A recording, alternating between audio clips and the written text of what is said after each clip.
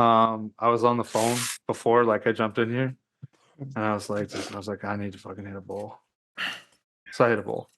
Yeah, this is my first one right here. So yeah, I'm actually like pretty high. First high of the day, you know what I mean? Love it. Yeah. Got a little bit in earlier when I got home, but I've since had dinner. Definitely a clear head. This is the first one of the nightcap, if you will. So I'm about it, and I think it's time that we get into this here podcast. Yeah. Sure. Yeah. Uh-huh. Bags are biting back. Ladies and gentlemen, we're getting bagged up, and it's 3, 2, 1, shed time. Ladies and gentlemen, I introduce you to Shedtime. What is Shedtime, you ask? Well, it's code for the consumption of cannabis, but it's much more than that. Shedtime's a state of mind. It's art, it's music, it's cryptocurrency, technology, it's food, it's vaping. It can be whatever you want it to be, as long as you're not letting the bastards get you down, not being a dick, and making it fun. When you're in the shed, it's whatever your mind allows you to create. So now let's get to the Shedtime podcast. Welcome back, ladies and gentlemen, to another episode of the Shedtime podcast, your weekly dose of Shedtime therapy. And yes, exactly. We got to hit the air horns. I was gonna say you're missing something, dude. Yeah, man, I'm too focused on the bag filling up next to me because I can't not use this thing now. Right. I experienced something recently that you guys have talked about. It blew my fucking mind. So I got this really dank 91 octane from Highmark Provisions out of Massachusetts. These guys do definitely grow some fireweed. We're talking like 29.4% THCA. You know what I mean? Like this shit's kicking hard. So I was like, all right, it's been ripping great in these bags and everything. Let's go ahead and roll up a little joint. I wish I didn't. I wish I didn't. Why? Because not only did it not taste like what I've been getting out of the bags, but I finally experienced that fucking gross film you guys have talked about. It's terrible, dude. Oh my God, is it? Honestly, no disrespect to the homie. I mean this completely respectfully, but thank God for how Bule Bolu coats the inside of your mouth when you vape it. Because it just like washed away the like gross I smoked a joint flavor in my mouth and just left me with like creamy banana. And like all I could feel was a thick coating of creamy banana inside my mouth from vaping that liquid. Because yeah, dude, like that was horrible. That was utterly horrible. And I get it. I get what you guys talked about after experiencing that. Dude, I'm Holy telling shit. you get away from combustion for long enough, bro. You take a long enough break and you try to go back, dude. It's nowhere near what you remember it being. And it is so disappointing. And like you said, you feel like you get so mad at yourself after the fact because you know how good it is out of that bag, dude. Yeah. You know how delicious it is. And then you went and did that to yourself. And you're like, Dude, I why actually recently was did like I do talking that? about like smoking weed, and I was like, it's like, you know what? I might smoke a joint and then regret it after. But I think that I'm like due to smoke another joint and then probably regret it after. But like it's just been so long. Like I do sort of miss it. And like it's fine if you do it every like, year and a half, 2 years. I don't feel bad. Hey, And this I is know the that thing, it's right? not going to be ideal, but like sometimes there's just going to be that moment that it might just feel right. And I'll do it and I might regret it, but I'll live in the moment, man. Sometimes you just got to fucking live in the moment, boys. I feel like the thing too is that like to deprive myself of smoking a joint once in a while, using a bowl, all these other techniques, right? Like I feel like I lose some of the other aspects of the experience. You know what I mean? Like It's a different high for sure. It is. It's a totally different high. And to be honest, like I was talking to somebody recently about the fact that like I'm really preferring to vape my herbs these days, and they were like, I can't do it because it's just such a more intensely heady high for me. I think that's partially why I enjoy it more, because I need less to get me, more. You know what I mean? No, exactly. Like I hadn't ever thought about it, but she was absolutely on point because like to the face, there are days that I sit here, I'll load a bag and I'll just shut the thing off because I know that at the end of that one bag, I'll be feeling pretty solid. Like I won't be mad at the high I'm at. Like I'll go through a bowl sometimes, dude, and like by the time I'm done with an entire bowl, which usually consists of anywhere to 3 to 5 bags, depending on the materials and stuff. By the time I'm done with that entire bowl, bro, I feel like I've taken like maybe a dab and a half. You know what I mean? On strictly just flour. And that's not like infused stuff or anything like that. That's just like some nice, good, high quality, high potency sort of situation. And dude, there's even times where I throw something in there. It's not even like crazy high as far as THC goes, but just has a crazy terpene breakdown. And dude, just from like the different terps and shit you get out of it, dude, because that's the one thing that you miss, I feel like, too, when you consume cannabis by combustion is a lot of the times you burn up all these cannabinoids and these terpenes before you even get a chance to even ingest them or enjoy them. So where when you get it through the volcano, right? Well, yeah, not only that, but each thing has a different boiling point. You know what I mean? So like if you do something that doesn't even get to the point to where it's even hot enough to combust, the THC, which is the one on the higher end as far as, the temperatures go, like you're able to get all of the other, cannabinoids and terpenes. And that's why I feel like the flavor profile is so much better and it's just so much smoother. And dude, I'm telling you, bro, like if you could find, once you get yourself a cooling chamber situation for that thing, Sean, oh, dude, the smoothness that the cooling adds, bro, is just so fucking amazing. Well, the cool thing is I already got myself one of these. So this is the 11 mil to 18 mil adapter. So I can put this in a couple of my biggest bongs I have that have tons and tons of percolation through them and kind of start that experience because I have one of these. I will say, we talked about this last week and I hadn't got it yet, and I've now had it for like the last week.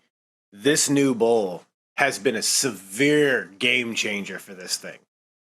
I was gonna ask you about that. By dropping the screen so much closer to the heating element, now I set this thing at like 380 and I'm getting, nice bags. Like, dude, I've actually gone up, dude, because 380 was my sweet spot for a long, long time, dude. But dude, honestly, ever since I started like using a lot of that infused flour, and not only that, but also just like putting in a little drop or two of some fucking rosin or something on there just to, spice them up a little bit. I bumped it up to like 400, but for some reason it's at 402 right now. But I think it's because every now and then I accidentally bump the up button when I try to press the air button because they're literally right there in their touch screen. So if you hit between them, they'll both activate. But anyway, dude, I feel like that has just been like the fucking sweet spot, dude. I will say it's definitely on the warmer side if you're not using like a glacier tube or something like that. But dude, you get such thick, dense bags for like the first 2, even 3 bowls. And then by the 4th one, you kind of get a little bit of a wispy one. You know what I mean? And dude, it's just been so nice, dude. Not only that, but I feel like I'm taking my extraction a little bit further because my material's coming out just slightly darker than it was before. So I feel like I'm maybe just like giving it just a little bit extra and getting a little bit more out of it. Oh, I'd say you're 100% right with that. Just the sheer science. By pushing it to 400, you're inching even closer into that like final boiling and vaporization points of the THC. So like you're getting like every last drop of your material that way. And end of the day, I mean that's really ideal. I'll tell you though, great technique, though I don't recommend it. You want some really good milky bags. Totally forget that you've been preheating your bowl for an hour and a half. Dude, been there, done that, Sean. I did that last night, bro. A couple times. Me too. Like for me, like in between each bag, I'll take the bowl off and just set it down to where it's not just sitting on the heating element, just cooking. And I'll just leave the volcano at temp, and all I do is just pop the bowl on real quick, give it a quick screw down, and I'll let it sit for like a minute or two just to get back up to temp. And then, you know, I'll do my little purge thing and then fill up a bag. But dude, what I'll do is I'll fucking sit there, I'll throw it on there, and then I'll get into whatever video I'm watching. Or dude, lately we'll get into this after it. I've been reading a lot of comics. So I just been getting lost in like whatever I'm reading. And then like fucking 20 minutes, 30 minutes, hour later, I'm like, oh fuck, dude. And then I fucking rip it, and it ends up either being a super milky one or being super wispy because it's just sat there and cooked everything out because it sat there for too long. And I'm like, fuck, I did it again. Well, because this thing is glass for a bowl. Like I found that it helps to get up to temp, let that thing sit for 5 minutes before I even pack it. So that way, smart. Like I get the glass up to temp, then I can throw my material in. And within a couple of minutes now of it sitting on the heating element again, now the flour has already come up to temp and I'm good to go. But yeah, similarly, I yesterday set it up, started to warm up the glass, and then I went down a scroll hole and started watching fucking, some Instagram reels. And all of a sudden I look up, it's been an hour and a half. The thing's still sitting there, heated up. I have the weed broken up. I still haven't hit any weed. It's just been heating up for an hour and a half. Dude, I've been there so many times, bro. So many times, Sean. Or, dude, how many times have you fucking set up yourself a dab? And like it's already up on the tool. Everything's all set up. You have your torch in your hand even. And then you're just lost in whatever, dude. And all of a sudden you're like, wait, what the? Oh, yeah, I was about to take a fucking dab. Yeah, like we can get some good milk now. Oh yeah, that's nice, dude. Dude, I'm telling you, Sean. Bump it up a little bit. Bump it up to like 400 on your next one, just for the first bowl, and then you can turn it back down. And dude. Oh well, yeah, I've already done it because remember with the old bowl, I had to run it that high. So like, I'm just saying, the first time I used this, it was like, oh yeah, because you had it at the same temp. Yeah, that's yep. Done that too. So like I've been my happy spot lately, especially with this particular strain, has been like I'm sitting at 386 right now. So like this is the second bag I've done on the same material. I've still got a little bit of terpiness in there, but now I'm getting into the like earthy notes. It hasn't fully gone to that like this is finished material flavor. It's just got the like we're hitting those other cannabinoids now. Yeah. Oh, dude. So, like I was saying, though, I recently got back into comics, bros. I downloaded the Marvel Unlimited app, where it's, as it says, well, of course, you got to subscribe to it and do like a fucking payment or whatever, but you can go on there and read unlimited comics, bro. Whatever they have, whatever's like in their library, if it's out, you can read it, dude. So I just recently went through and read 47 issues of this. It was an event, bruh. And the event covered, multiple series within this thing called the House of M, which is crazy because it's a Marvel thing, so it has to do with like the X-Men, the Avengers, Fantastic Four, Doctor Strange, all those sorts of characters within the Marvel so everybody universe. That has like a mutant thing going on. That's kind of like the main. What the M is. Yeah, well, the M stands for Magnus or because the main protagonist of it is or antagonist, I guess you could say, because that's the enemy, right? Yeah. Is Wanda Maximoff, who's the Scarlet Witch, who's daughter of Magneto and brother to Quicksilver Pietro, who's like a fucking like a speedster, like a real fast guy. And she pretty much loses her fucking mind and completely changes reality to where like her family pretty much runs the planet. That actually sounds like a pretty cool plot. Not only that, but now mutants are the majority and humans are the minority, to where so there's more mutants in population than there are humans, and humans are on the urge of extinction pretty much. Dude. And it's like this whole story about like how it all happens, because like pretty much what happens is all of a sudden, of a blink of an eye, everything goes white, and all of a sudden every character just wakes up in this different reality with no memory of what happened before, except for a few people, one being Wolverine. And he remembers everything from the past reality, and he's like, wait, this isn't right. And it's like him going on a fucking mission to find others to fix what has been done, sort of thing. And dude, it's like I said, it spans multiple different like the different franchises, different within the series. universe. Yeah. So it's like you'll read like I said, I read 47 issues, bro. So like one would be like the Incredible Hulk, and then the next issue would be the Uncanny X-Men, and then the next one was like a Fantastic Four one, and then another one would be the House of M, like so one that like kind of like it culminates like a little a piece of it to where like there's all the characters within one. Dude, it's just intense, dude. And I sat here for fucking, I think I read all 47 issues in like 3 days. Fuck yeah. You know, Just fucking binged them, dude. I think the interesting thing about comic books, right, is that like, dude, the storylines are fucking crazy, bro. And Yeah. like the dialogues and stuff are actually like fucking pretty intense.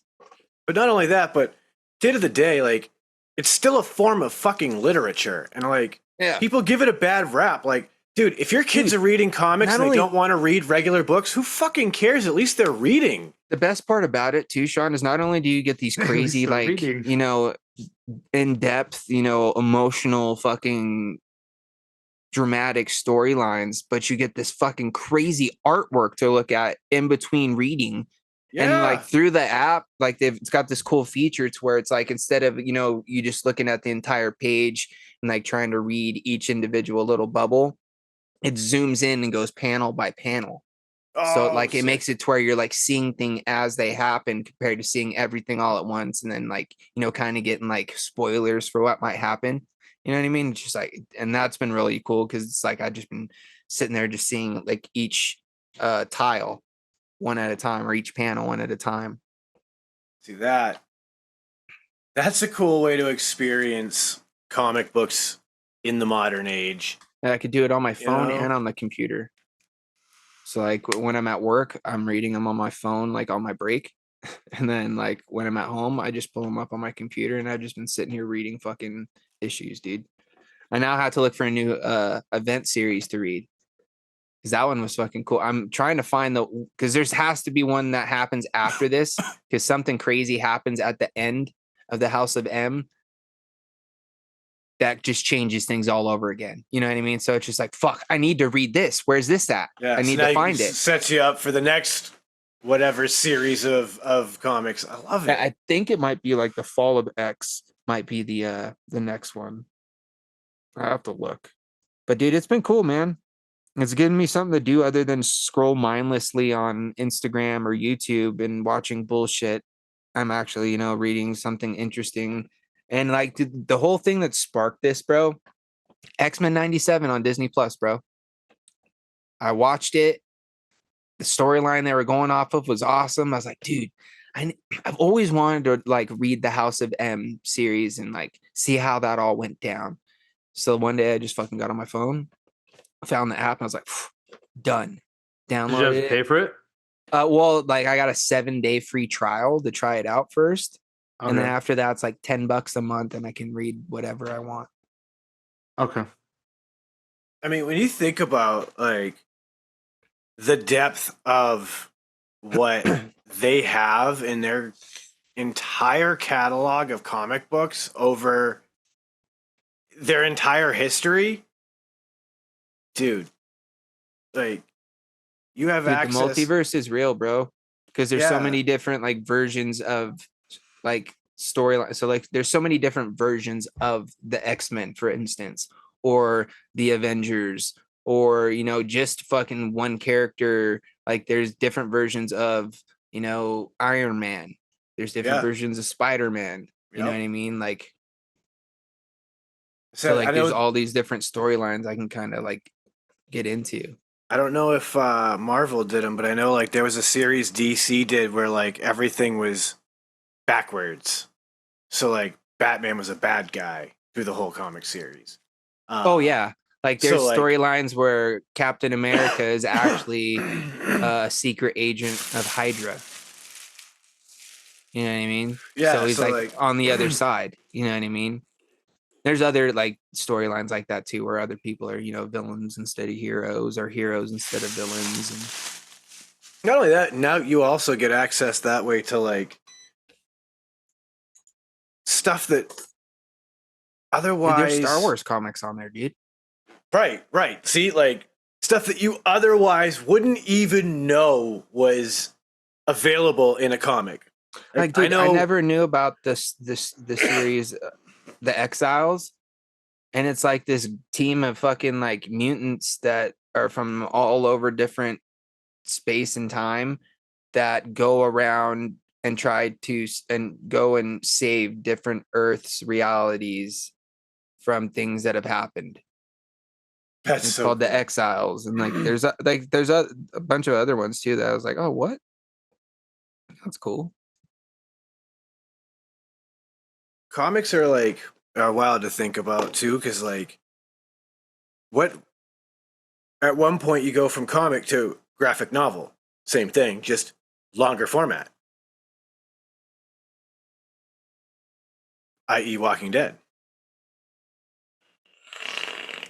Like, it's like now it makes me want to go through and make sure I finished the issues of whatever story I was. It's like there's, I think there might be more issues to the Incredible Hulk series that was in here. So I feel like it was leading to another storyline that I know of where Hulk becomes like this fucking crazy ruler, and he changes his name to the Maestro. The Maestro. And he's got like this crazy gray like skullet thing going on, like long skullet with like a fucking gray goatee and shit. It's pretty cool. I'm literally trying to imagine like the Incredible Hulk is like Let me see if I can find an issue of it.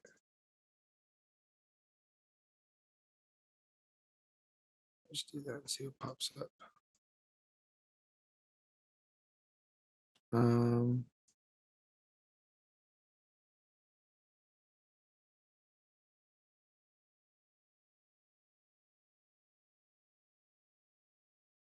I don't know.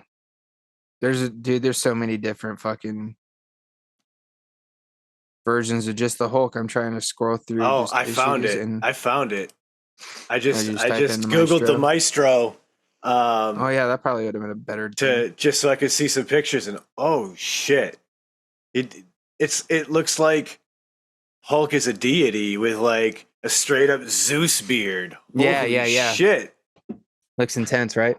Dude. Dude, and he's got both like the brain and the brawn too at that point. You know what I mean? Like this is a badass looking version of a Hulk. Like the father of all Hulks Hulk right here. Yeah. Holy crap, dude.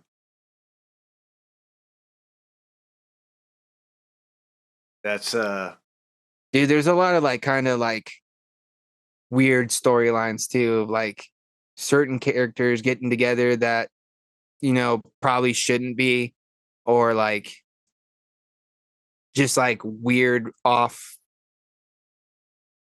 the beaten path sort of fucking stories. Like a lot of Deadpool comics are kind of like crazy and all over the place because like that it's one of those ones that like breaks the fourth wall and like addresses like you as the reader. Like Yep. Deadpool will address you and like talk to you. You know what I mean? And like or like make like comments about like the writing or the illustration and stuff. It's pretty funny. I kind of want to start reading some more Deadpool comics. Because like there's like 2 issues in here about it, and then by the end of the series, there wasn't any more. So I was like, what the fuck? I want to know what happened to him and Cable. Where'd they go? Oh, hey, that's me. Here we go. Yeah. For those watching at home, this is the Hulk we're talking about. Yeah, dude. Like, that's a pretty badass looking Hulk. I mean, if I open this window completely and we see like some of these different drawings and art of this Hulk, like this is a pretty badass looking Hulk. Like he looks like he could definitely ruin your fucking day. Yeah.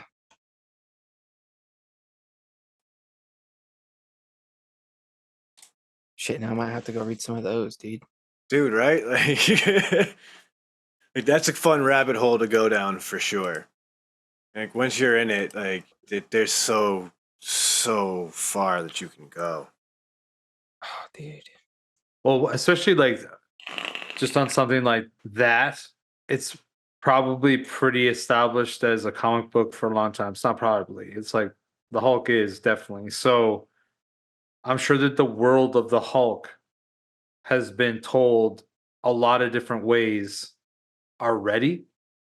So if you were to dive down that hole, you're gonna find a lot of content to do with it.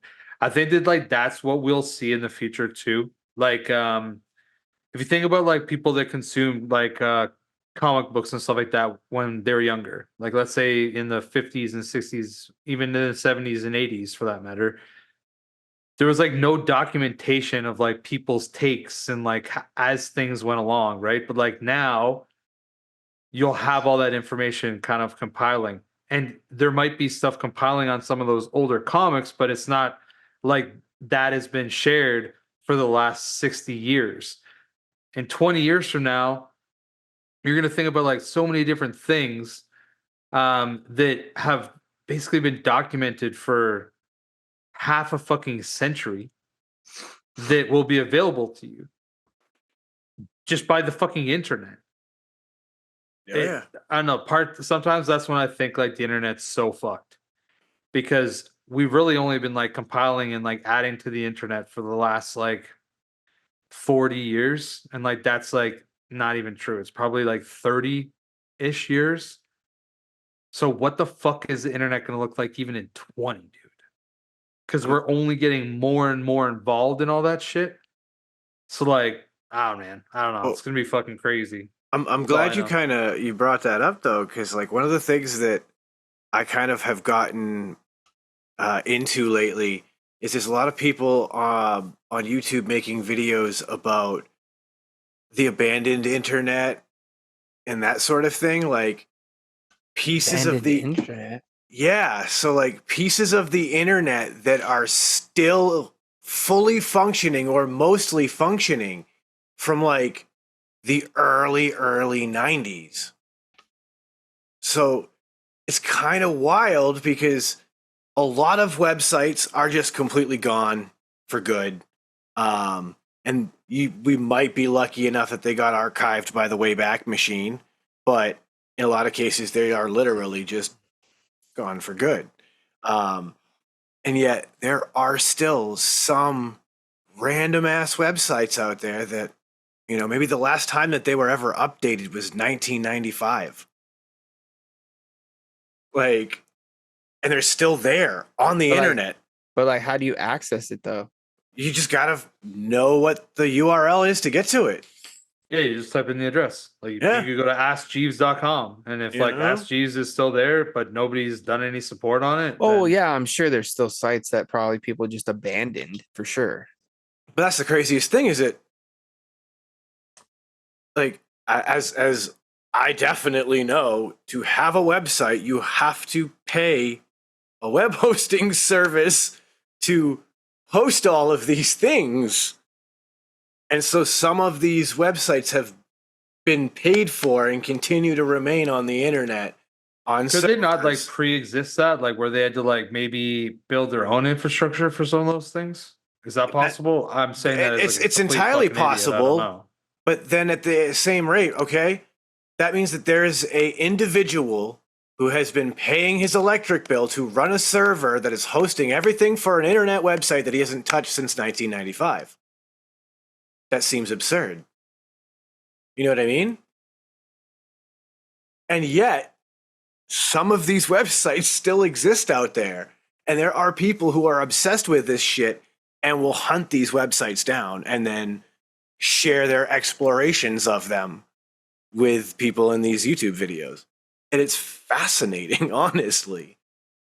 Because like sometimes it's mundane and it's like, Betty's recipe book, and it's just her, sharing her favorite family recipes.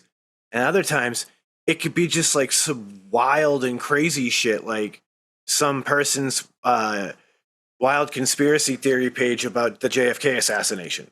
You know what I mean? Like it runs the full gamut of craziness. There are old abandoned online games still that like the servers are still running. You can hop on and maybe you might run into one other person playing on the server. It's fascinating how the internet has these just corners that still exist, but again are completely abandoned. It's a trip, man. It's like I wish I knew my old MySpace login. Me too. Me So that's some too. pretty dope pictures Dude, on there. I know that it's the same email, but I know what the password, email is, don't I know. think. I just don't know what the fucking So wait, MySpace? Like I can go look at my own MySpace right now. That's what you're saying? For real? probably. So I know this. Banned MySpaces, like the ones like for bands, are still there because my old rap group's MySpace is still there. I haven't don't done know a about lot. personal ones anymore. Yeah, I haven't looked in a long time. But like I know like you can actually find a lot of my old friends' bands, my band, like those pages are all still there. Yeah, I just wish I had those pictures, dude. Because I had some dope pictures on there.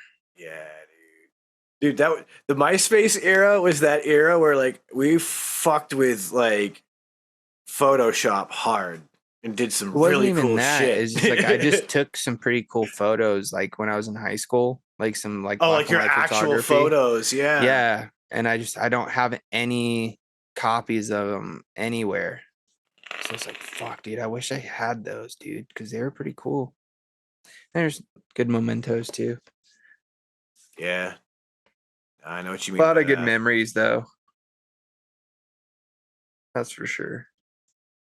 Dude, I just remember like wondering like when Facebook kind of like started to come onto the scene and shit, and like it kind of just basically took over. And I often wondered like why was it cooler than MySpace?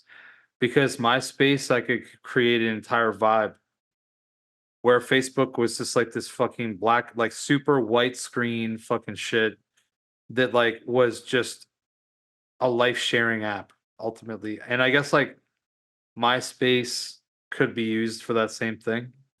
But I just like felt like there was more of a just more of a vibe. Like not just in the fact that you could customize your page, but like even having like your top 10 friends. Like to me, that was something different than like Facebook couldn't provide. And I never understood how it lost so hard against Facebook. Like I didn't, I never fully understood what it did so poorly compared to what Facebook did so well. I genuinely believe that what Facebook was capable of doing that beat MySpace was the timeline. It was the fact that we could see a constant feed of what our friends were posting. And the bigger your friend group was, the more interesting it was to look at your timeline. And that And created the the longer it would scroll. take, and Exactly. And so we would get to a point where we spent more time on Facebook because we wanted to keep scrolling through the timeline to see all the shit.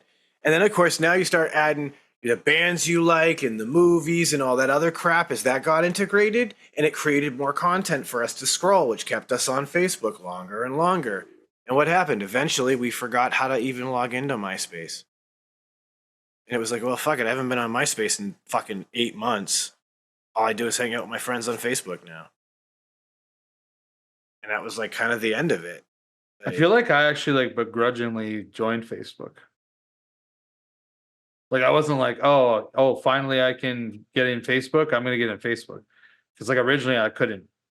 Yeah, I was an I had early to wait adopter. until it was like completely open. Yeah, Because when like it you first went couldn't. open, I was like, yeah, I can do You were it. still a student though. That's why. So like I wasn't. No, they switched that like shortly after I graduated. It was like 2005 when I graduated, and that was like the same time that Facebook became open to like the public.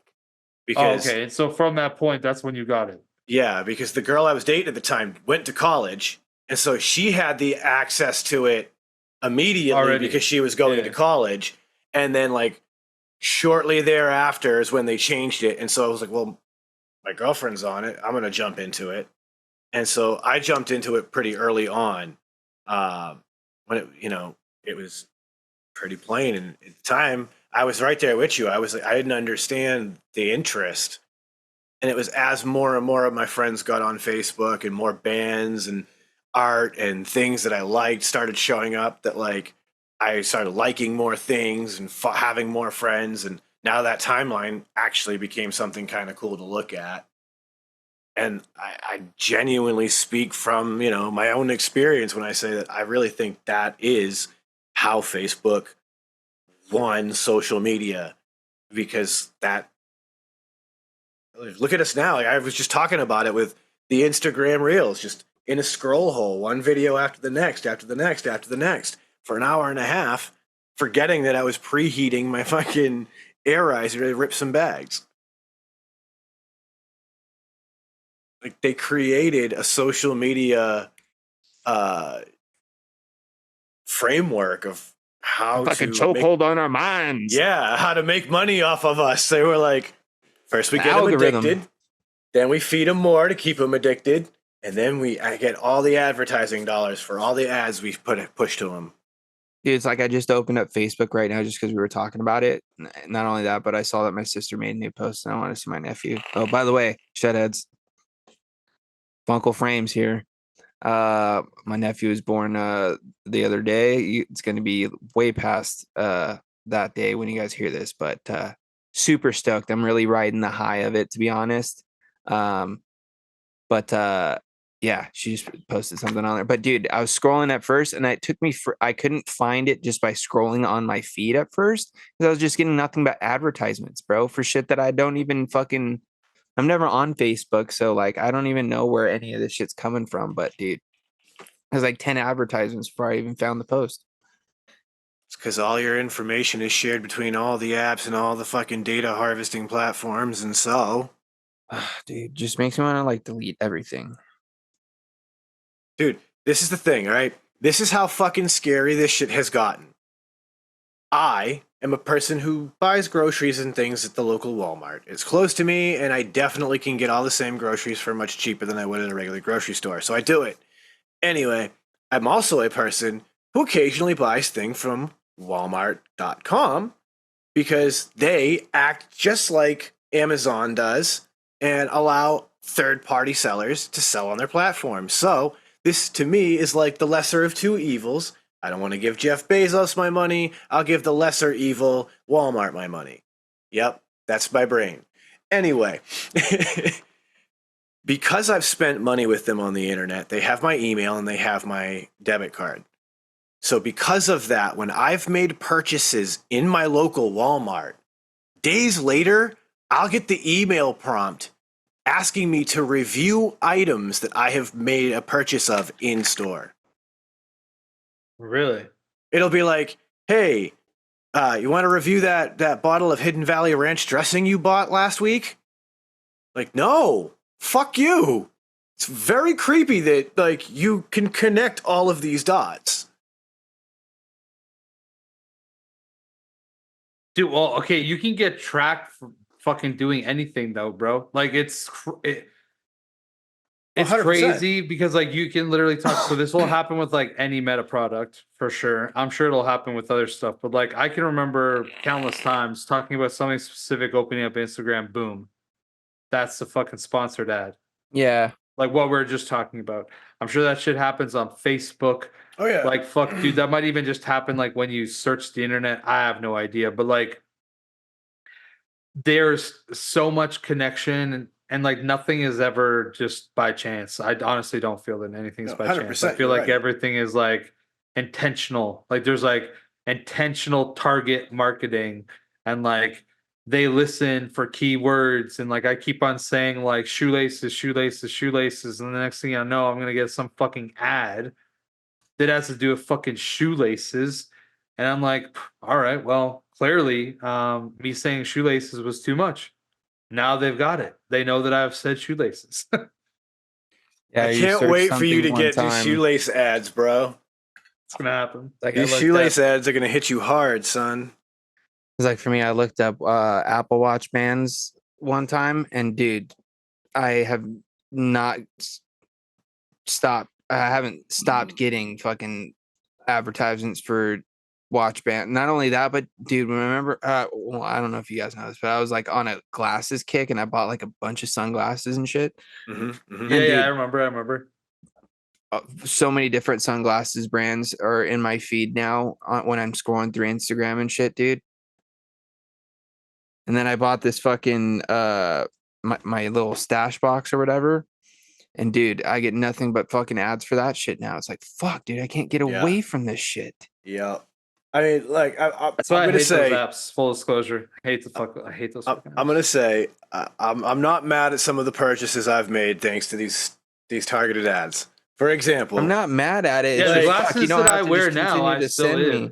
like this motherfucker came from one of those ads. Oh, and yo, James. By that's the way, dope. But that thing is pretty fucking cool, dude. Oh yeah, dude, I've seen them. They're sick. Well, not that specific one, but things similar to it. Yeah, like Sean showed me how it worked when I was there, and like it's pretty fucking cool. It looks like it should cost more money than it cost to me. I'm very excited because speaking of the herb saver, I'll be getting to put it into practice very, very soon. By the time the listeners hear this episode, I should have already harvested and be drying my flower because 2-day marks 6 weeks of flower, and these girls finish at 7 to 8 weeks, and they're definitely looking like they're getting a lot closer to a 7.5 week finish. So I'm extremely excited. The jeweler's loop is on its way. I just picked up a brand new trim tray so I can collect all the keef while I trim. Got a brand new drying rack for this. And the last thing I got to do is go pick up a cool mist humidifier so I can do a nice slow cure in the tent before they even hit the herb jar. But yeah, I am Dude, very time flies, excited. man. That's crazy. When I was Dude. there, like the buds were just like they're just starting to look like they were going to start to form. Do you know what I'm Yep. saying? Yep. And I was there, what, like 4.5 weeks ago? Yeah. Yeah. Something like that. Well, I know Yeah. it'll be 5 weeks tomorrow, actually. Yeah, actually. Yeah, Yeah. it'll be 5 weeks tomorrow that I was there. Yep. And like I wouldn't have thought that they'd be done already. That's crazy. Yep. Yeah, 7 to 8 weeks seems to be a pretty consistent experience for most people on this, and mine are definitely looking like they're gonna, like I said, 7, maybe 7.5. They're looking super frosty. The hairs are really starting to turn red. Most of them have started to turn by now. So I'm very excited. Plus, I'm gonna avoid the mistake I made on the last one by doing a wet trim instead of a dry trim. I much prefer a wet trim. It in my circumstances, in my small living space, I don't really have the space to just hang full plants.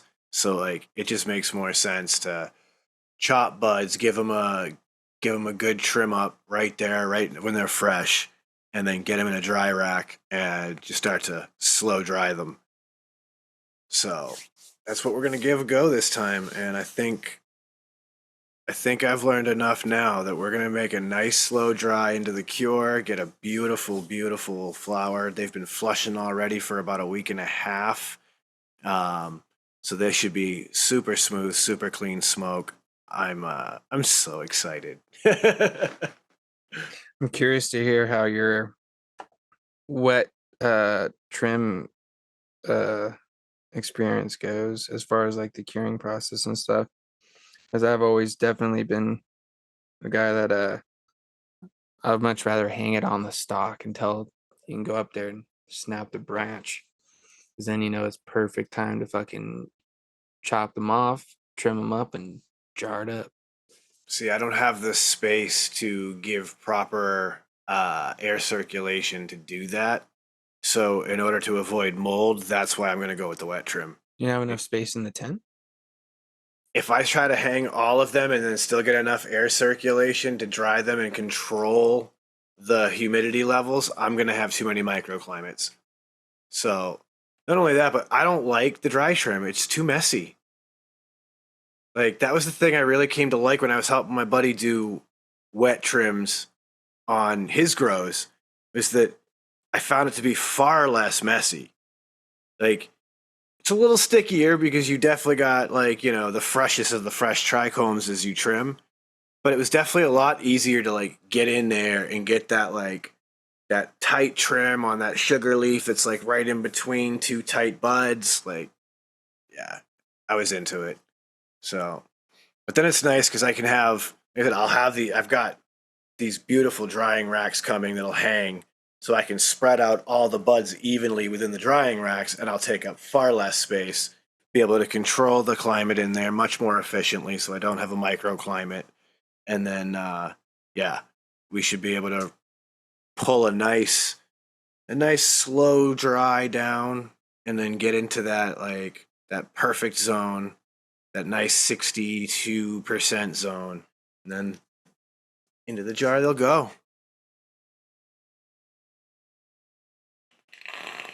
I'm excited for it, Sean, because I can only imagine that, like, as every single time you go forward, you're gonna just, like, hopefully get better and better at it. And, like, I don't think that that means that I'm saying that every time you grow weed, it's gonna be better than the last time you grow weed. For the record, that's not what I'm saying.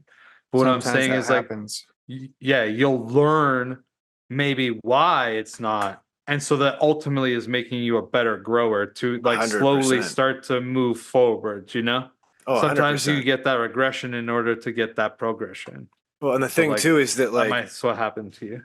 I'm also, you know, playing with different strains each time I do one, right? So like I've got 4 seedlings going right now in my second tent of Purple Turple, which is the uh, Purple Chem Garlic Breath cross. So that's going to be a completely different plant. So my experience with what I just grew, it doesn't matter.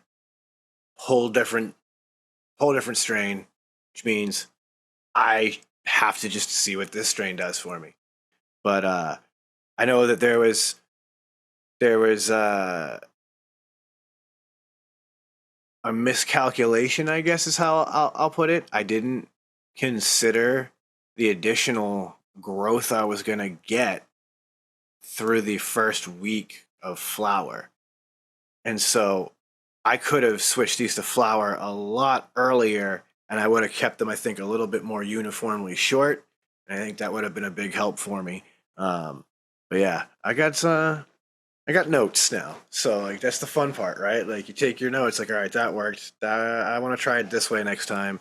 Nah, let's cut these couple branches. Let's lollipop it like that. You know, like those little things. Like you start taking these notes and like, all right, I get it now. This is why people do that. This is why people do that. So yeah, this is gonna be exciting. I don't think I'm gonna have the biggest buds, but it looks like I'm definitely gonna have some beautifully terpy buds.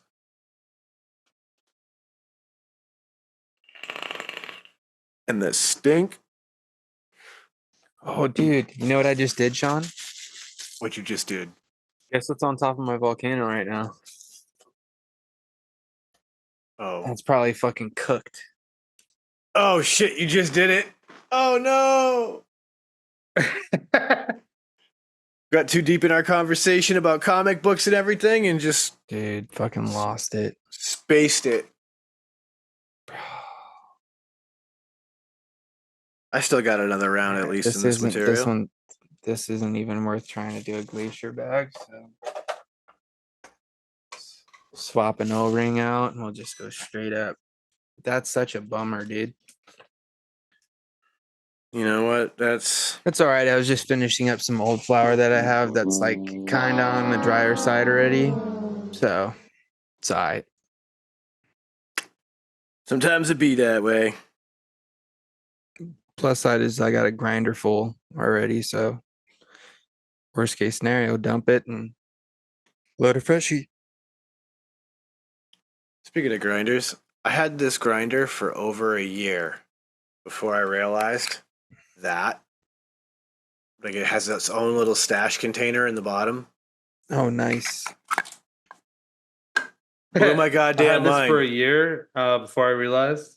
Like it's cool now that I know it, but yeah, it was fucking hysterical because I was sitting there grinding it one day and it got stuck, and this bottom piece just started spinning on me, and I went, wait, no fucking way! Literally had it for a year before I realized it. Sometimes Shit it was be like crazy. that. That's them pothead problems, friends. That's that pothead problems, you know.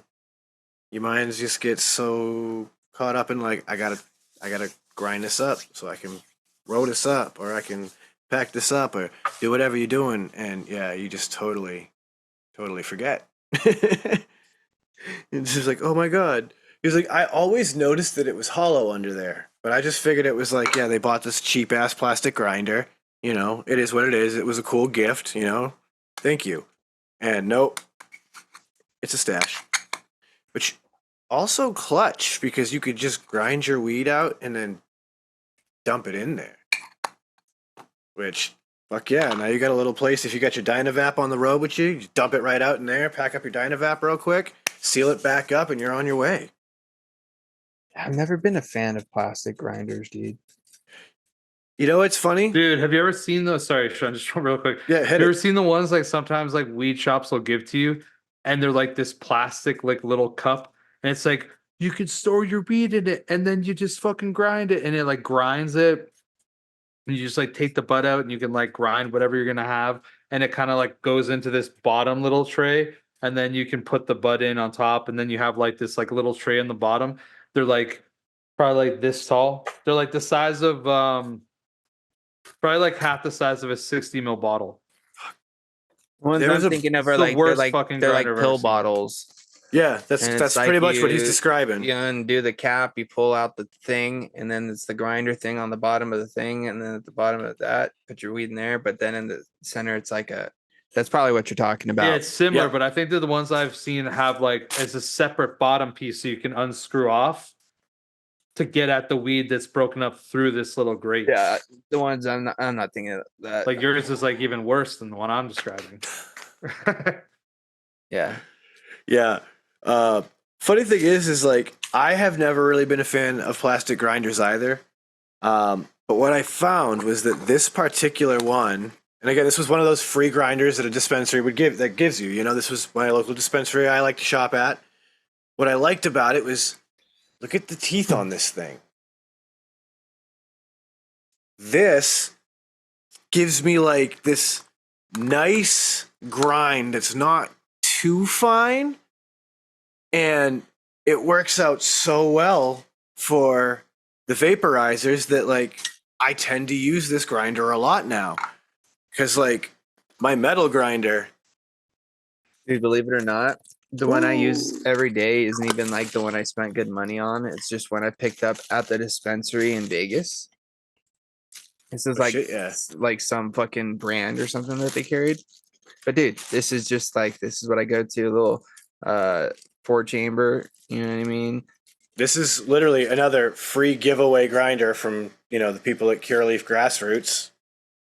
And like literally, we'll be giving one of these exact grinders away on our Patreon in the not too distant future. I got to pull a name for the coffee cup still, but yeah, if you guys want to win some cool swag, I've got some cool swag, and we are giving it away to Patreon members. So any of the $5 and $10 tier members are eligible. So if you are a Patreon member, keep your eye on the Patreon account because these giveaways are going to happen. So keep your eye out. We've already been talking about it in there because they're coming and you could be the next one.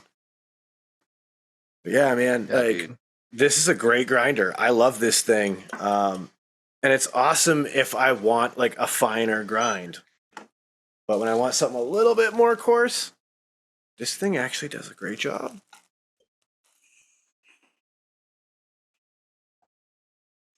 That's a hot cauldron right there.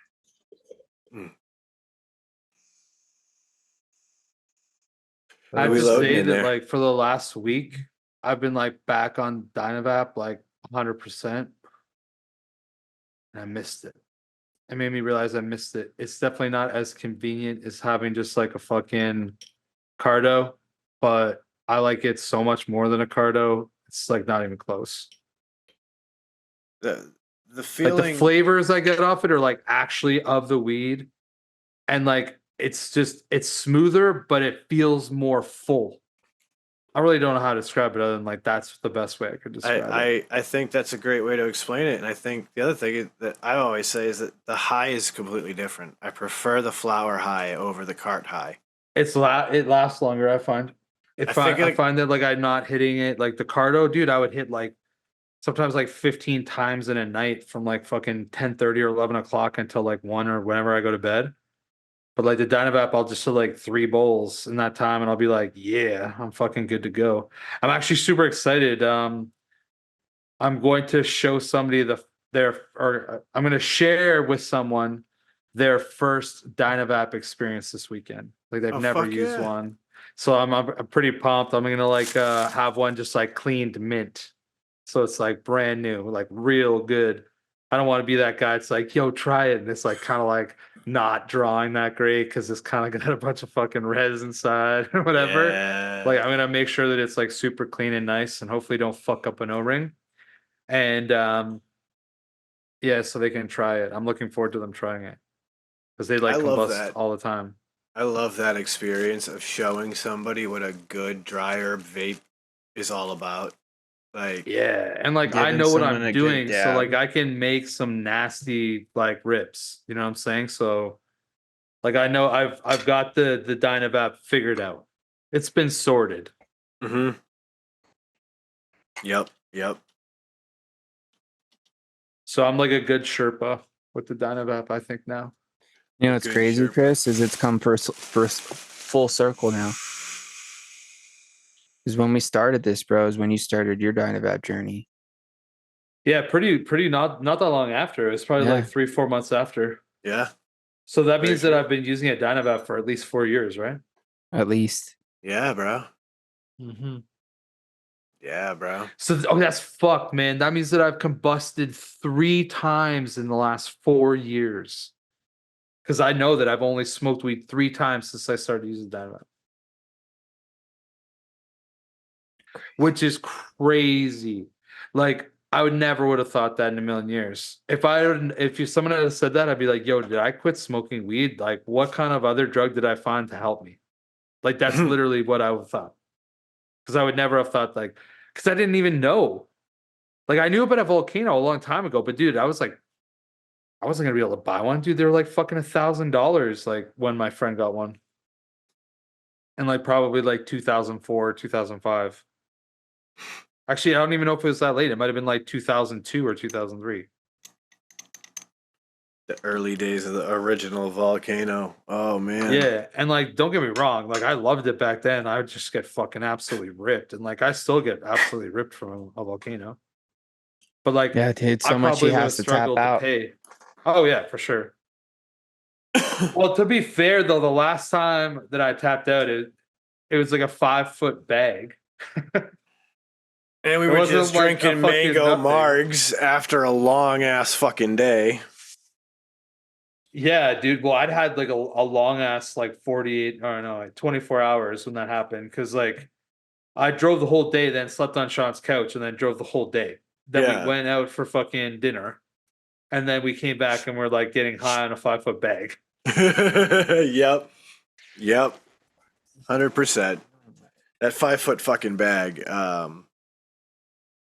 I just want to say to people who have ever questioned, if you were to make a 5-foot long volcano bag, would it even taste good by the end?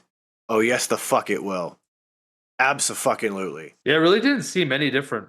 To be honest. Than like when you'd use a normal size bag. I mean, granted, like that's we even had a normal enough size people, bag. right? Like we had enough people to share, so it's not like it was sitting while like two people coughed their brains out for a minute and tried to keep the rotation going. Like we had That's enough true. people to keep There's it moving. like 6 or 7 people. So it didn't have long to stay in that bag. But like, yo, it worked. It was delicious. All the way through. Even the second bag. And I can't remember, did we do a third one? We might have. Yeah. I don't know if we did for sure or I not. can't remember. But dude, I mean- the funny part about that is dude, after everybody left and it was just like Will and I, me and him took like 3 of those bags down by just being him, the 2 of us. Oh, Dude. hell yeah. Gnarly. Then by the end of the first bag, you were done, but there's an entire bowl left to go because we didn't do just your standard flour. No. I think we did like a little bit of everything. Yeah, because that's the thing, right? Like, mama didn't raise no quitter. Like, we started this shit. We got to finish. I was on vacation, bro. That's it. Fucking, would that be Frodo Baggins coming out to play at that point? Dude, made me feel like a hobbit. I had to stand up to hit it, bro. It was like hitting a 5-foot bong. Yeah, gonna say, thoroughly disappointed Will broke that fucking tall-ass bong before we all got there, because I totally wanted to rip a huge 6-foot bong. Big disappointment. Oh, yeah. Well, here's the thing, Sean. Just think about it now. You wouldn't want it now. Well, maybe not today, but he probably still would. Oh, I still would. Just one.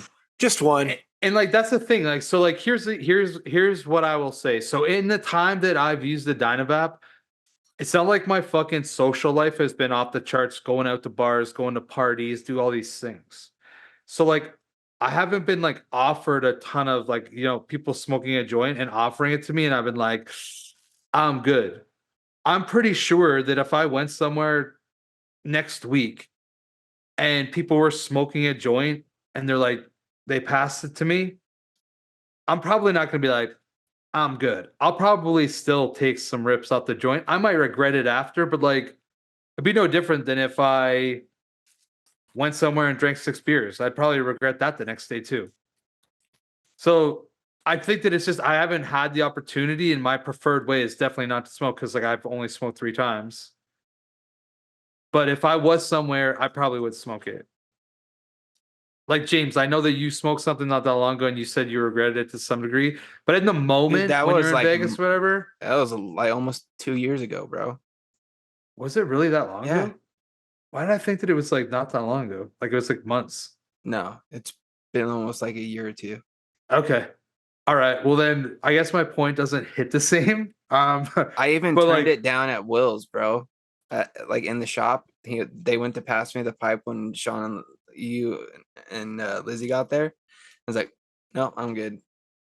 yeah, Yeah. but you could just rip a dab though. Like I think Even that, like, then, in dude, that it didn't matter. Even if I was out, I'd still probably say no. Oh, really? See, Yeah. Maybe okay. I don't know. Maybe for me it would 'Cause be to a me, difference bro, if here's I the was thing. with my friends, or if I was just like with casual people. They were like, "Yo, you want this?" I'd be like, "No, I'm good." I don't know. No, I might just want to smoke the weed. here's the thing for me, because like I'm at the point now where it's like, all right, I quit smoking cigarettes and I vape. You know what I mean? So it's like for me, I think about it now. It's like I quit smoking or combusting my weed, and now I vape my weed.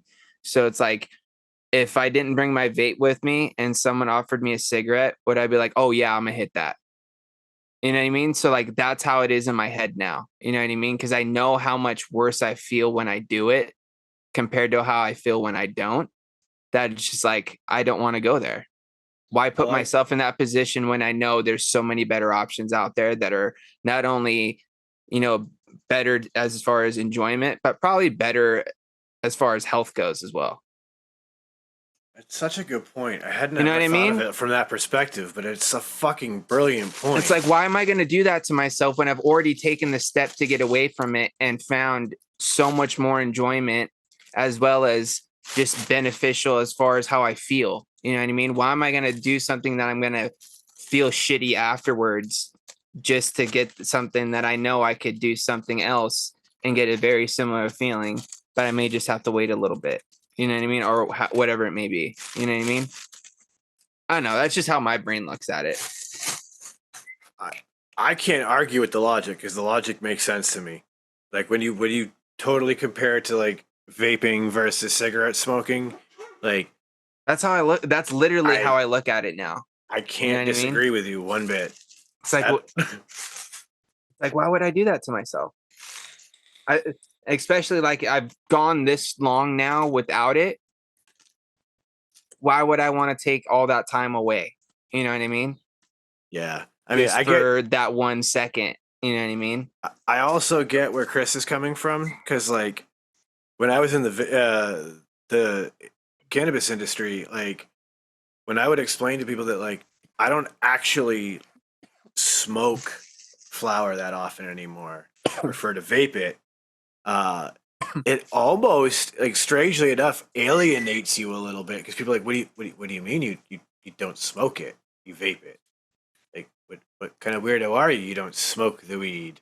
And it's like, don't worry, I'm still getting high from it. It's just, dude, you know what's so funny? So it. like a bunch of times recently, and like probably the last, I would say like recently is in the last year, that I've like talked to people and be like, you smoke weed? And I'll be like, nah, I don't smoke any weed.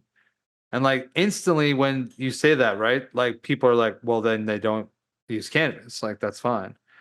And I'll be like, I'll say when you get that look, I'll be like, no, I just vape my weed. And they'll be like, what? I'm like, yeah, like I still get high every day. I just vape the weed. Like I don't smoke it. What do you mean? They're like, well, what do you mean by even vape? And then you explain it. And like most people don't fully even grasp like what vaping weed even is. Like they might instantly think that you're using a cardo, I guess. But like, well, that's it. I'd say it, and people are like, "Oh, so you only use cards, man?" Like, no, I vape flower. I vape my dry herb. And you're like, "What? You can't do that, man!" Like, yeah, I can. We've done it for years. It's been a thing for a long time, bud. Like, we got pocket ones, we got tabletops. How you want to try it? We got ones that run on batteries. We got runs that run on torches. Like, we can do this. Fuck, you can heat a Dynavap with a magnifying glass in the sun if you try hard enough. Facts. Just build yourself a solar death ray, dude. Have you seen that guy on like YouTube or whatever? I've seen the clips. He took like an old TV fucking lens or some shit, and then just like focuses it on the sun and like focuses it on like whatever object, and then all of a sudden this shit just starts fucking melting stuff, dude. It's like a fucking plasma ray. It's so crazy to me too because I distinctly remember.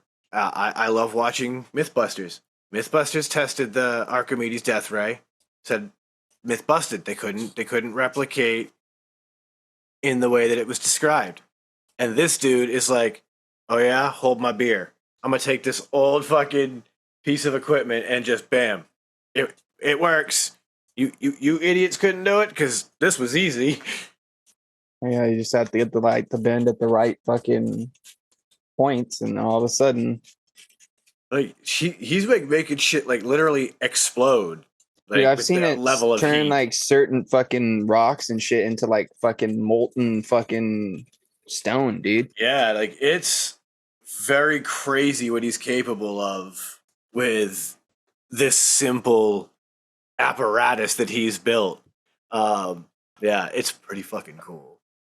And also, why is it that that is one of those like quintessential guy things that we could see shit like that, or like the hydraulic press videos where people just crush shit in a hydraulic press and Because we love destruction. we're like, yes, this is satisfying. This is good. This is good. It's in our blood, dude. We love destruction. I think you're right. I think you're right. Maybe that's how we avoid being warlike creatures, is that we just indulge in warlike fantasy by seeing things get crushed. That's why we like demolition derbies. Dude, You people know? like I to don't know, destroy man. themselves. It's true. Like, true. I'm sure that all three of us at moments of our life, literally were doing shit that we knew was horrible for us all the fucking time and didn't really care. Oh, like but it right felt now. it Or felt like right so now? good. No, Yeah. I'm just kidding. That's not really bad, No, but I'm like, just. I was just. dude, anything, bro. It I could was be just just making a like joke. having a fucking weekend bender where you're just smoking cigarettes, drinking alcohol, and smoking weed like crazy. That's not good for you.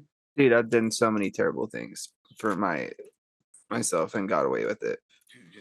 Honestly, like as quickly as we turn to those kind of awful things, like what about, those weeks and months that some of us go eating nothing but fast food? You mean You my know what I entire mean? life? Like, none of that's good for us either. You mean my entire life. So I fucking had Burger King today, fucking Jack in the Box yesterday. Dude, I actually haven't had fast food for like Month? Dude, I eat it every yeah, day. I for don't think lunch. that I've had fast food since I got back actually. I I was gonna definitely say, ate fast food that entire weekend. Yeah, but- because like obviously I know we stopped and ate some BK that was fucking awful. Because I don't consider going out to a restaurant fast food. No, This is how bad I am, bro. There's times where I'll eat fucking Burger King double cheeseburgers every day for a week. For yeah, lunch. that's not good. 2 of them. They're not the best, but they're not the worst. And it's right there. I don't have to go far. Get my Sprite, no ice. Go back to work. Sit in my car on break. Lunch, vape, and back to work. The only thing that sucks, bro, is when they don't put pickles on it, bro. I get so upset. Gotta have the pickles on a burger. Because I don't have enough time to turn around and go back. Well, I probably do, but I just don't want to waste my fucking entire lunch going to go back to get, you know what I mean? I want to be able to eat Yeah. and then sit for about 10 minutes or so before I got to go back. It's funny because the way my work operates, they understand that like you have to have your half-hour lunch, but we also know that like you're not in any position to take it at any given moment, right? So like we don't enforce a strict lunch break. It's just kind of like you eat lunch when you can eat lunch, you get your half hour in, right? And so like it's wild because there are days where it's like all of a sudden I look at the clock, I'm like, holy crap, it's 1:30. I need to take lunch. Like And I hear by law you can't work past 5 hours without taking a lunch. so Or else you're breaking like a law or some shit. the way it works in Massachusetts with that is if you're scheduled for more than 6 hours, you're required to be given a 30-minute lunch. That being said, that there's nothing about when you have to take it. So like someone in theory, which I've seen happen in certain jobs, you get your 30-minute lunch period like an hour into your shift, which is straight bullshit. But then like you're left with like the other 7 hours of your shift now with no other break. Like that's utter bullshit. But yeah, like sometimes it just be crazy like that. It's like all of a sudden, oh crap. And hopefully tomorrow being a Friday for us, Yeah, it won't be labor like laws that. here force employers to give you a 30-minute lunch if you work anything past 5 hours. Yeah, I've even had jobs where like I used to work for Target. They would make us work for 5 hours, 45 minutes, and then have us leave for the day, even if the work wasn't done, just so they could save on the labor cost and not have us take I think lunches. it's either 5 or 6. Either way. Like, shit was fucked. Yeah. They're like, y'all are part-time employees. This is how we're going to abuse you. We're the people who dude, came in and unloaded trucks. The way things work here too is like if you get interrupted during your break and like you have to go and like do something, You get a whole new break? you have to, it starts over again. Let's go. I'd be fucking praying someday. Bro, I'm like, fuck my breakup, please. Fuck it up. I'd get nothing done because every time I try to start a break, something would come up and I'd have to fucking Crazy, I'd have to start over again. Whether they hold up to it or not is a different thing, but technically. Well, and this of course, is usually the laws that go for what they call non-exempt employees. If you're a salaried exempt employee, a lot of these things. Yeah, salary is always different. Yeah, you know what I mean, because with that, you're not on the clock. That's the thing. Like, my wife is a salaried employee in her job, and so like one of the weird things that you consider about that is that you're technically always on the clock. So like, even though like her store is closed right now at this hour, if something crazy happens with her store, she's going to have to deal with it because that's her job, because you're a salaried employee. Like if you were hourly, you could be like, well, I'm off the clock. Not my problem.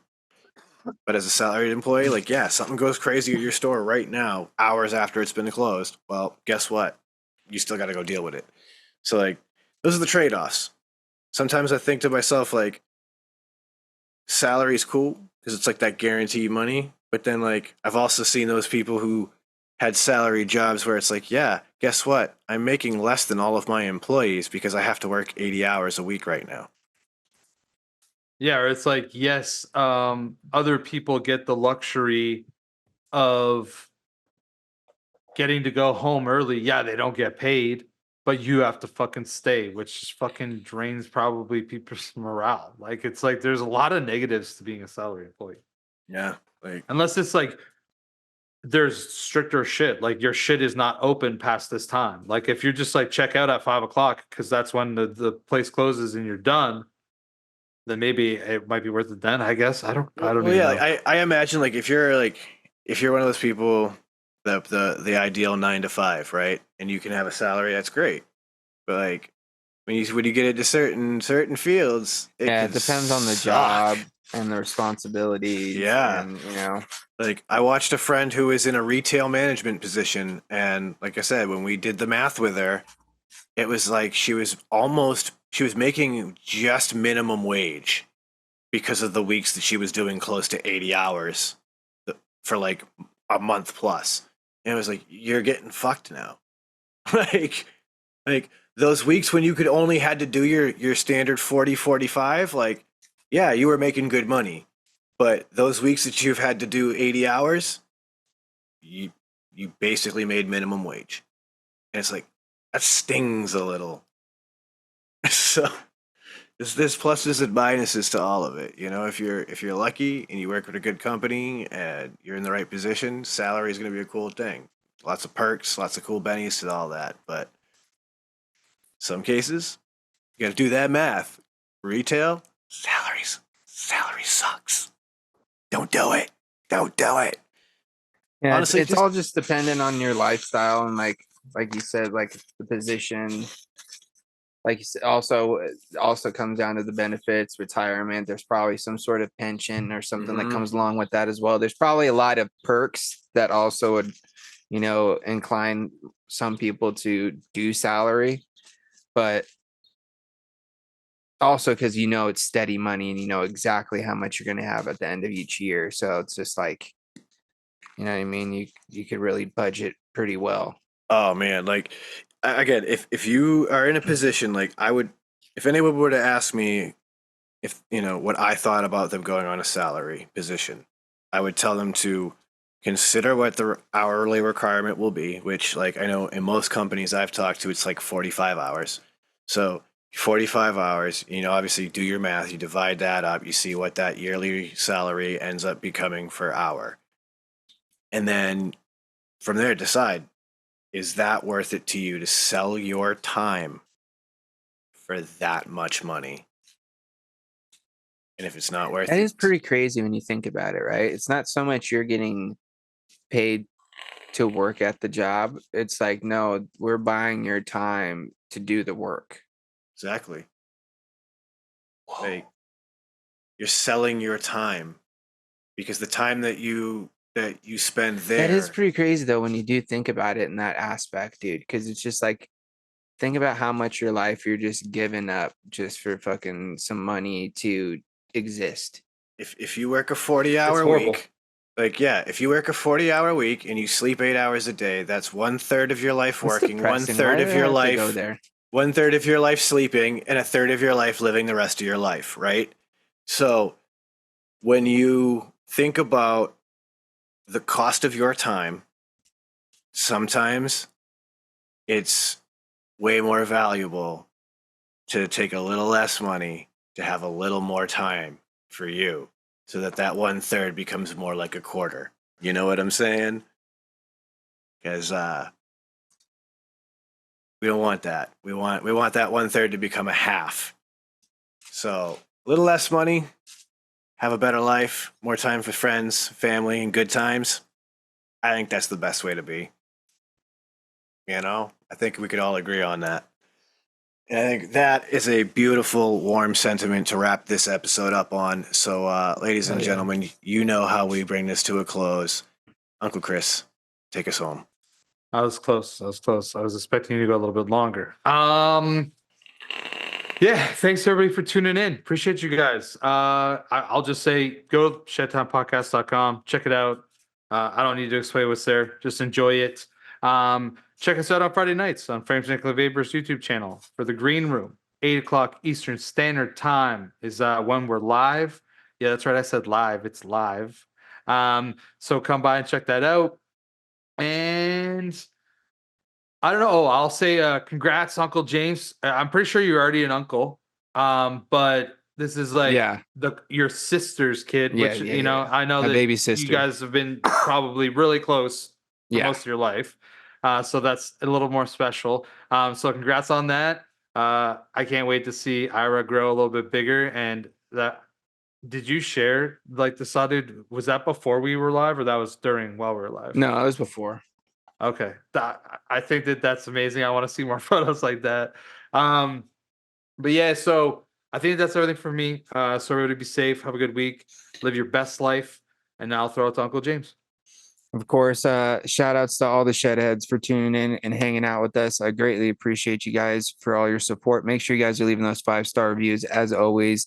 That helps us out, as far as algorithms and such as goes. Make sure you check out the podcast website, shedtimepodcast.com. That's got links to the Patreon and all those other good things. And of course, if you want to check me out Fridays with the boys here over in the green room on my YouTube channel, you can do that too. Other than that, we'll be here in the shed doing what we do. So, and it is, I always do, sending out positive vibes, crisp high fives. Don't forget to tell somebody you love them. And as always, a little bag or dab will do you.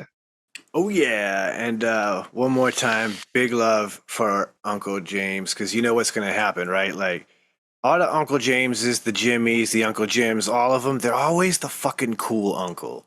And so you get to be the cool uncle to this little man, and that's exciting as shit. So you get to be just like me, but to an actual people as opposed to your friends. Yeah, dude, I'm pretty stoked, man. Not gonna lie to you guys. I'm kind of riding the high for like the past 2 days because of it, and it's kind of giving me like a new I don't know. I just want to start just getting shit done, Yeah, it's like giving you a little pep to your step, bro. Yeah, I was telling my sister yesterday. I was like, I'm gonna spoil this shit out of this kid. That's it, dude. You get to be that cool fucking uncle. It's gonna be. But honestly, awesome. Dude, spoil the shit out of this kid. Yeah, well, it's just because he's right here, and it's like I'm gonna be able to go and see him whenever. So it's just I feel like at some point she might end up getting tired of me, and you guys might not see me as often because I'm gonna be over at my sister's house, bro. So I'm gonna be hanging out with that kid, dude. He's already throwing out the saw, dude. Man, he's already in, bro. Yeah, dude. He's definitely already in. For sure. Dude. It's gonna be dope. Hopefully we're still doing this when he's like 16 and we can have him on as a guest. He'd be like, "What are you doing? Tell us you're ripping it up skating." Could you imagine if we're doing it for that long, dude? Dude, no, I honestly, dude, I can't imagine that. That'd be wild. So like I fucking sure she'll be friends with you guys at that time, but I don't know. Shit, hope so. Well, I ain't gonna, well, I mean, if I'm on this planet, I'm gonna be friends with you boys. Just know that. That's a fact, Jack. But we digress. So with all of that, ladies and gentlemen, you've already heard it. Shedtimepodcast.com, the Green Room on Frames Janklin Vapor YouTube channel. Go check it all out. And with that, I'll tell you, don't let the best get you down. Be cool, don't be a dick, and whatever it is you do, try and make it fun. It's the Shedtime Podcast, and we're going to roll on up and roll on out.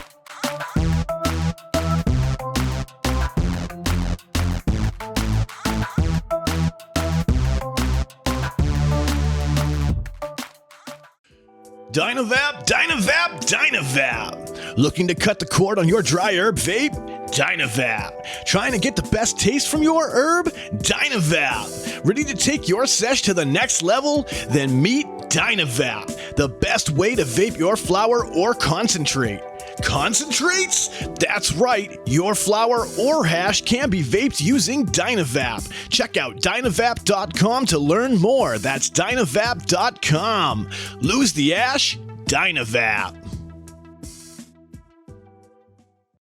What's going on, Shedheads? It's your boy, Frames Janklin. Are you looking to step up your match game or have a raw copper, brass, or stainless mod or RDA that you're absolutely tired of polishing? Then you need to go and hit up my man Ashton of Palmer's Powders.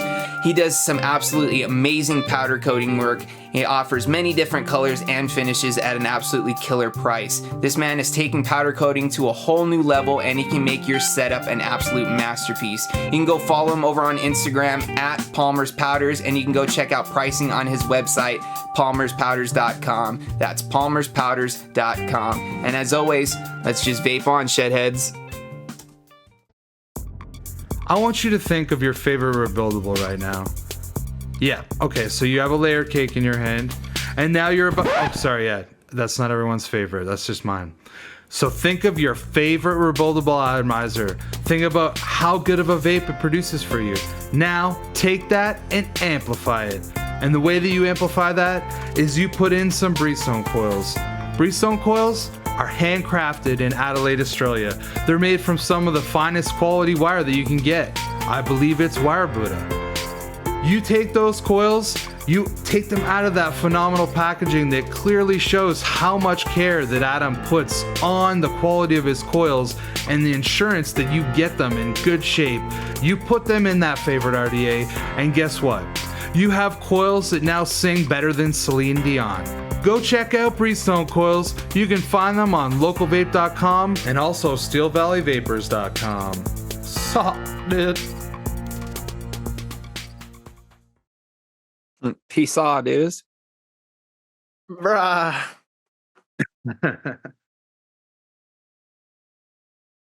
Fuego.